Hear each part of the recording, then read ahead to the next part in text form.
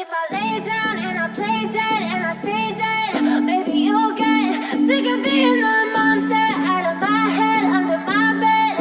Think you're something out of my nose. Oke, kembali lagi di So Jadi Pandit. Jadi kali ini gue akan bahas tentang pertandingan tadi malam, yaitu Manchester United berhadapan dengan Leicester City, dan juga gue akan bahas sedikit tentang transfer update di deadline. Ya, tadi malam jam 5, bukan tadi malam, tadi subuh ya, jam 5 itu adalah deadline terakhir untuk transfer window.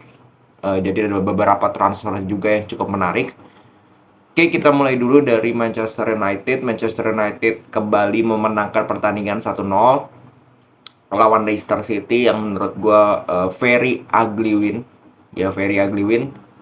Benar-benar ya bisa dibilang pertandingan yang cukup membosankan menurut gue. Tapi ya itu nanti gue membahas itu dari starting line up. Starting line up-nya itu sama persis ya, seperti menghadapi Liverpool, seperti menghadapi Soton, sama persis ya, tidak ada perubahan dari Erik ten Hag. Dan memang kalau gue bilang mungkin ten Hag ini ingin memberikan apa ya, kalau gue bilang memberikan benefit kepada pemain-pemain yang diturunkan di 2 pertandingan lalu karena bisa meraih kemenangan.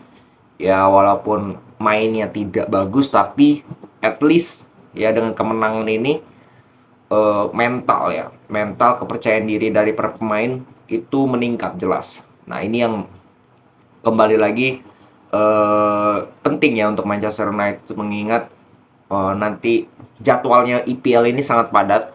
Nanti mereka harus ketemu Arsenal di Minggu ya, padahal Jumat baru main, mereka harus main lagi Minggu. Jadi butuh apa ya, kalau gue bilang mental, butuh kepercayaan diri dari para pemain untuk bisa meraih hasil positif. Kalau kita masuk ke dalam pertandingannya, gue bilang ini benar-benar gue tidak melihat wajah yang berbeda di babak pertama maupun babak kedua. Ya biasa gue bahas dari babak pertama seperti apa, babak kedua seperti apa, tapi di pertandingan kali ini jelas kalau gue bilang sama ya, maksudnya membosankan gitu ya. Leicester ini kalau kalian belum tahu ya, ini peringkat 20 sementara. Dari 4 pertandingan sebelum lawan Manchester United, ini cuma dapat 1 poin. Ditambah di pertandingan kali ini berarti cuma dapat 1 poin, di mana imbang. Waktu itu di mana mereka, gue lupa lawan siapa. Mereka sudah unggul 2-0, akhirnya disamakan. Di comeback jadi 2-2, that's it. Sisanya kalah. Bahkan lawan Chelsea bermain dengan 10 pemain dari menit 28, mereka kalah. Mereka kalah. Jadi secara kualitas memang benar-benar nggak banget lah menurut gue dari Leicester City, dimana pemain-pemain yang seperti Vardy itu udah habis dari beberapa tahun yang lalu. Terus Madison itu cuman bagus, cuman dapat 1 peluang yang murni Leicester di pertandingan kali ini, yaitu dari free kicknya yang mampu di-save dengan baik sekali oleh De Gea. Sisanya benar-benar tidak ada pemain yang menurut gue tampil bagus gitu. Leicester kalau lu lihat di pertandingan kali ini, mereka build up dari belakang ke tengah itu bagus. Tapi ketika tengah ke depan, waduh, itu amburadulnya bukan main. Amburadul gak ada yang sampai, hampir gak ada yang sampai.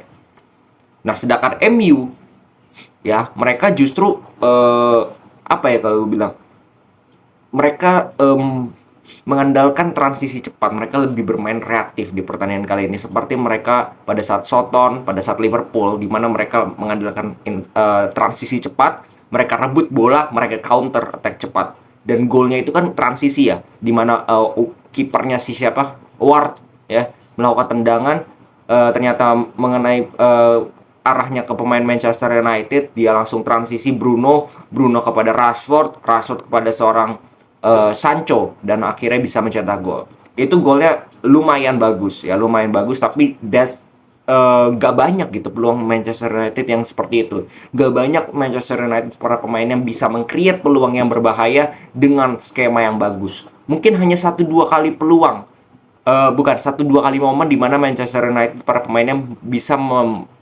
memperagakan tactical ya, passing pendek, pergerakan pemain. Itu mungkin hanya 1-2 momen, tapi sisanya kita kembali lagi, gue tidak melihat bedanya permainan dari secara permainan ya, dengan eranya Ole di mana lebih banyak counter attack, lebih banyak mengandalkan speed dari para pemain depan. Ya hanya istilahnya long ball through pass. Ya kayak gitu mainnya. Tidak ada kontrol di lini tengah, itu nggak ada kalau menurut gua. Dominasi pun tidak ada. Di 3 pertandingan di mana mereka menang, mereka nyaris tidak menguasai bola. Dalam arti mungkin menguasai tapi imbang dengan lawannya. Mereka benar-benar tidak mendominasi secara ball possession maupun secara peluang. Ya justru lawannya lebih banyak melakukan tendangan-tendangan kepada Manchester United. Nah ini yang menjadi PR dari Erik ten Hag, bahwa dia harus mikir. Elanga di pertandingan kemarin sama sekali nggak kelihatan. 60 menit kurang kan, 57 ya kalau nggak salah. Itu benar-benar tidak kelihatan sama sekali. Nggak kelihatan sama sekali. Rashford selain menciptakan assist, ya mungkin gue nggak tahu ya. Tapi penampilannya menurut gue nggak kelihatan juga Rashford. Sancho kecuali mencetak gol nggak kelihatan juga sama sekali. Jadi kalau dibilang MU mainnya bagus, seperti yang gue bilang di awal, ini very ugly win. Ya beruntung Leicester-nya ini memang Leicester, gue nggak ngerti deh, ini klub memang kayaknya bisa degradasi kalau main kayak gini, terus bisa dipecat ya Rodgers. Tapi gue juga nggak bisa salahin Rodgers karena terbukti build up-nya itu dari belakang ke tengah itu bagus. Tetapi dari tengahnya ini, pemain-pemain di tengah ini, waduh, gue nggak tahu deh. Memang buruk banget ya secara akurasi passing, secara visi, secara mereka melakukan transisi dari bertahan ke menyerang itu sangat-sangat lambat, sangat-sangat buruk. Begitu juga sebenarnya dengan MU. Mereka beberapa kali lambat dalam membangun transisi. Ya, tapi that's okay. Ya, kembali lagi, ini 3 pertandingan beruntun menurut gua ugly win. Lini terbaiknya menurut gua jelas adalah defending lagi-lagi. Defend mereka begitu kokoh. Di 3 pertandingan terakhir ya, mereka begitu kokoh. Ya. Nah masalahnya adalah akan menjadi masalah bagi sebuah tim jika lini terbaiknya adalah lini pertahanan dan kiper. Karena itu membuktikan bahwa lini tengah dan lini depan mereka itu kalah pamor. Berarti artinya mereka lebih banyak diserang. Mereka tidak banyak membuat peluang. Mereka tidak banyak mencetak gol. Ya mereka hanya menahan serangan. Memang bagus lini defense MU, itu yang gua harus akui. Dan juga bagaimana fighting spirit pemain, kepercayaan diri pemain itu jauh meningkat. Tapi dari sisi menguasai bola, permainan kombinasi, penyerangan itu menurut gue masih sangat banyak PR. Maka dari itu Anthony menurut gue ini bisa menjadi tambahan amunisi bagi Ten Hag. Dan juga mungkin ada perubahan-perubahan dari susunan line up. Gue harapkan itu karena nggak jalan sama sekali, terbukti di 2 pertandingan terakhir. Di pertandingan lawan Arsenal nanti gue harap ada perubahan dari starting line up. Ya, lu masih banyak punya Casemiro di cadangan, lu punya Ronaldo, lu punya Anthony, lu punya Martial katanya nanti akan balik. Itu menurut gua harus dimanfaatkan daripada lu mengandalkan Elanga, Rashford yang terbukti ya mereka tidak bisa berbuat banyak. Walaupun mereka mencetak gol betul. Tapi apakah iya MU mau main seperti ini terus? Saat memang mereka efektif, tetapi mereka tidak terbukti mampu membuat banyak peluang.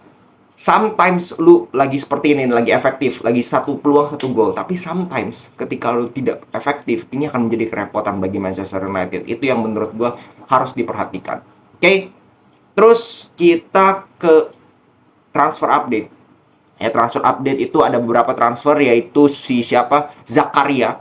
Pertama dari Juventus itu di loan di Chelsea. Ya terbukti Chelsea ini memang panic buying ya, kelihatan sekali panic buying.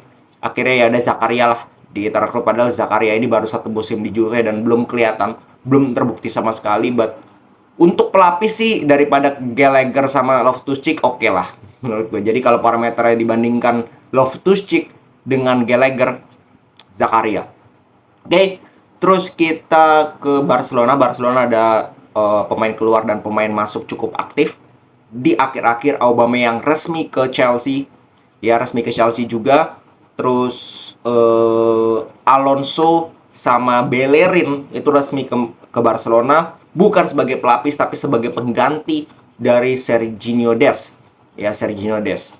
Nah sedangkan Jordi Alba katanya dirumorkan ke Inter ya kalau nggak salah, ditawarkan oleh Barcelona, ternyata nggak jadi.